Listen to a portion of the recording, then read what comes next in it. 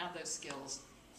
Amazing negotiations to not only get to the Republicans in the Senate to approve this Universal Declaration of Human Rights, but to get it through this maze of the United Nations at that time. And this was just after the war. And these countries, were barely, some of them barely speaking to each other. She had absorbed a great many of his political skills. And that's what you see in the 40s and the 50s, is her ability to be a political force in her own right. I said to take one of my favorite stories at the UN, because Eleanor Roosevelt was fluent in several languages.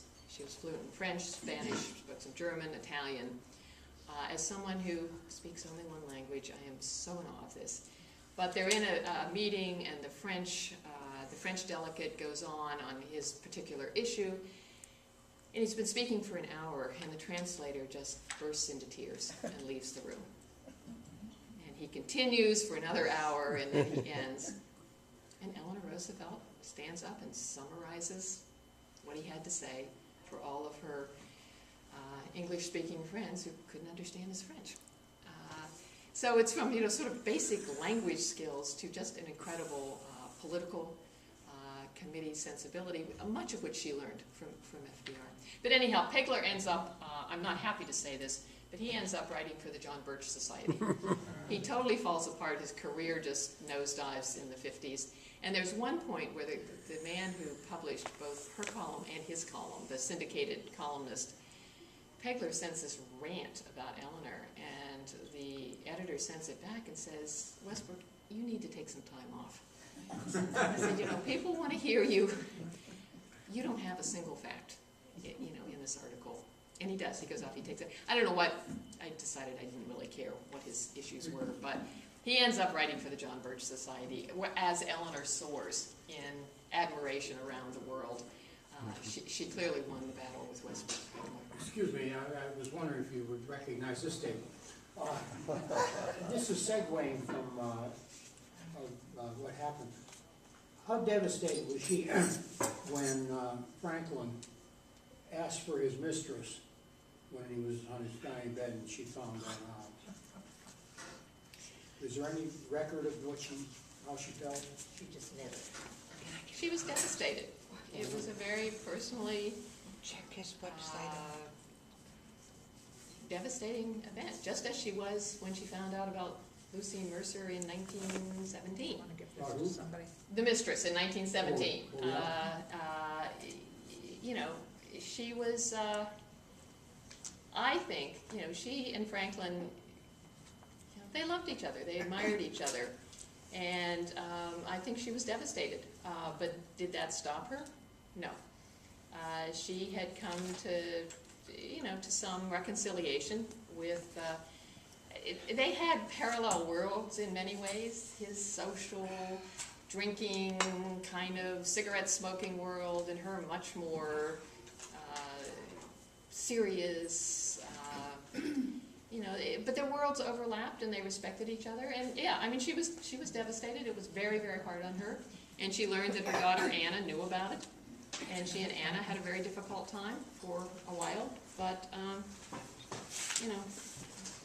she got over it, and she sent Lucy Mercer the painting that the artist was was drawing at the time, the painting that was being done of FDR for Lucy Mercer. Eleanor ends up sending it to her so that she will have that last momentum because, she got her whole life with Franklin, and no one else did.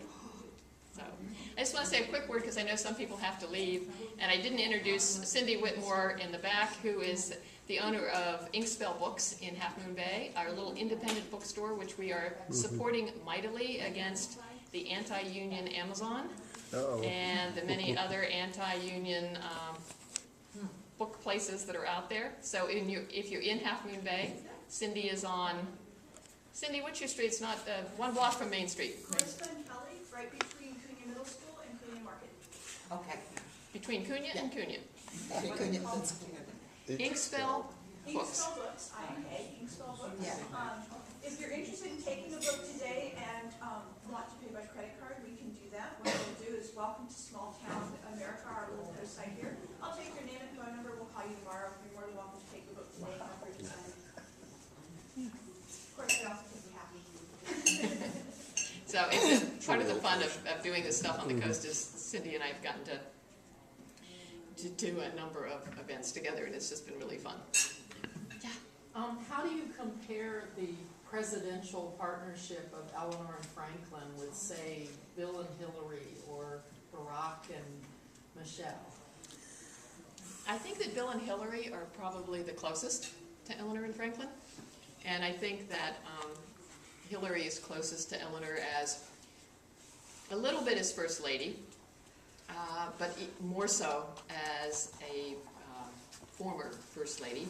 Eleanor was asked to run for the Senate in New York after FDR died by very serious political people, and she just said absolutely no to any political office.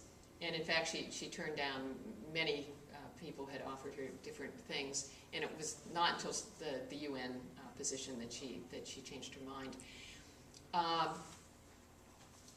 I think, 50 or some odd years later, Hillary Clinton is no longer First Lady, and she does run for the Senate. I think the work that she's doing with the State Department, is very much, it's a sign of the change of times, the roles of women. Eleanor did her international work in a very different venue, in a very different way, but I think there are clear parallels between Hillary and Eleanor. And I think we don't know about Michelle Obama yet. I think that just a little, she certainly didn't have the political presence that Eleanor had when she became First Lady. I mean, when Franklin is elected, and in 1933, when there was a much longer time between the election and when he actually was sworn in, it was in March of 33, and there's an article in the paper with a big picture of Eleanor Roosevelt right before he's actually sworn in, talking about Eleanor Roosevelt as a friend of labor. I mean, she was very public, and she began this public activity before the affair, before he was struck with polio. I mean, she was very much her own person for a very long time. And again, Michelle was in a corporate world. It was Eleanor was a political person, and Michelle Obama was not. Michelle's uncle wasn't the President of the United States. I mean, there are very different political roots here. Yeah. But I thought that the effort that Michelle's making on the gardens and the food and seeing how you can use the White House, as a platform to do things, So I think we really don't know. And also we have to remember that Eleanor had 12 years in the White House. I mean, no one gets more than 8 anymore.